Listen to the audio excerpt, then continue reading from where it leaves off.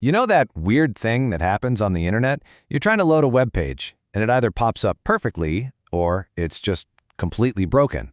But then you jump on a video call, and it can turn into this pixelated, choppy mess without ever fully disconnecting.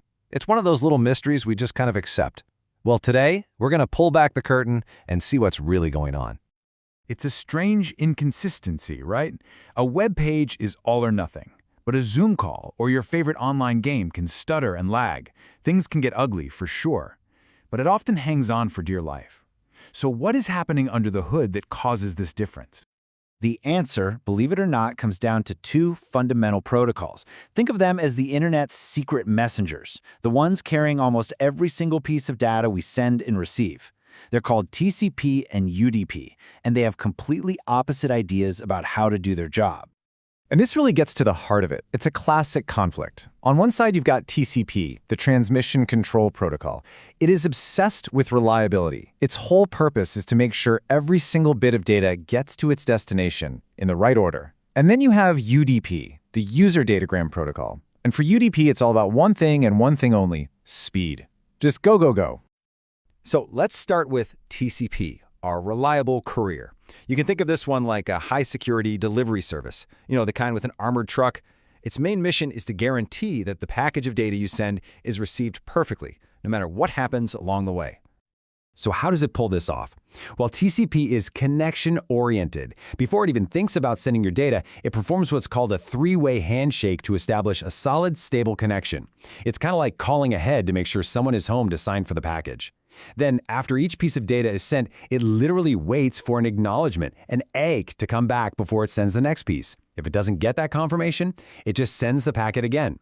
This back and forth also gives it a neat feature called flow control, which stops the sender from totally overwhelming the receiver with data. But, all that security and reliability has a cost.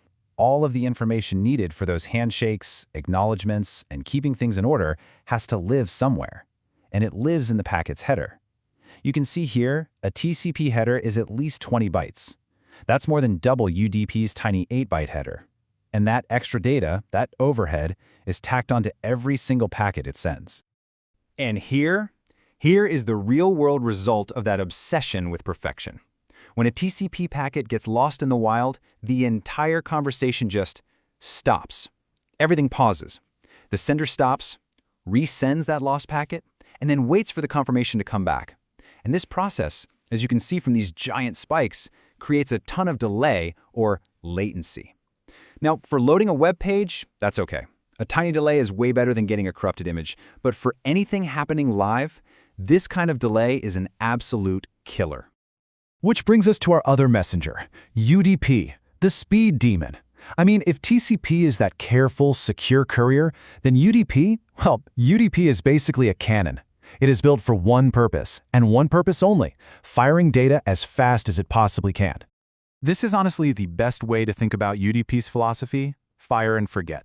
It's a connectionless protocol. That means no handshake, no acknowledgements, no error checking, nothing. It just blasts packets of data, called datagrams, out onto the network and immediately moves on to the next one.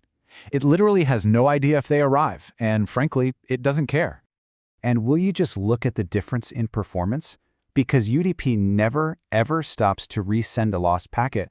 Its end-to-end delay is incredibly low, and this is the crucial part: it's incredibly consistent. That beautiful flat line, that is the holy grail for real-time applications. It provides a smooth, predictable stream of data. Okay, so let's tie this all back to our original mystery.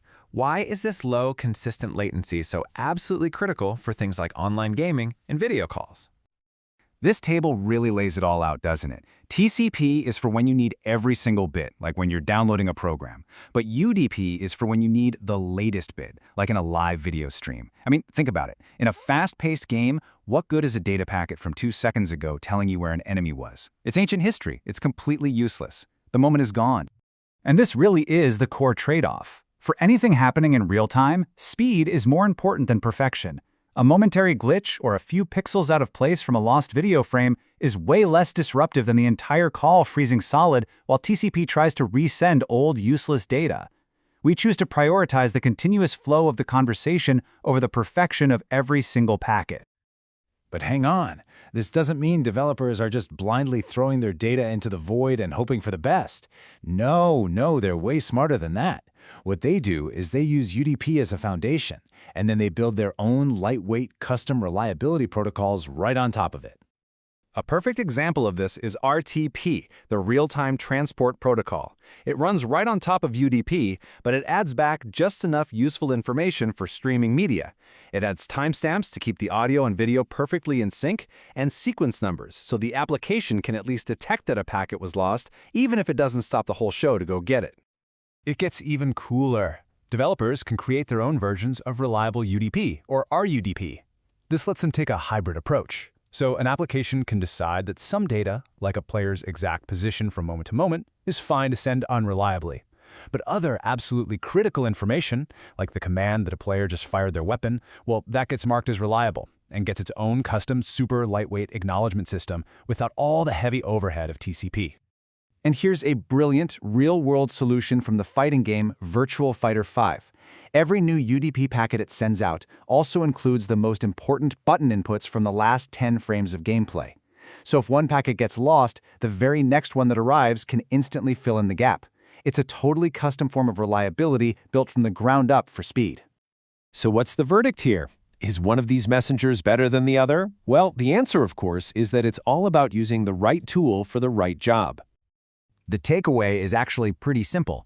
You choose TCP whenever you need 100% data integrity, period. Web pages, file transfers, emails, they have to be perfect. But for anything happening in real time where speed is everything and you can handle a few bumps in the road, we're talking gaming, streaming, video calls, you go with UDP every time.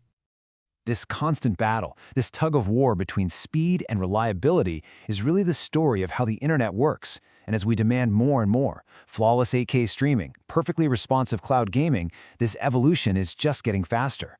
There are already new protocols like Quick trying to give us the best of both worlds, the speed of UDP with the reliability of TCP. It really makes you wonder, what will the internet's secret messengers look like in the future?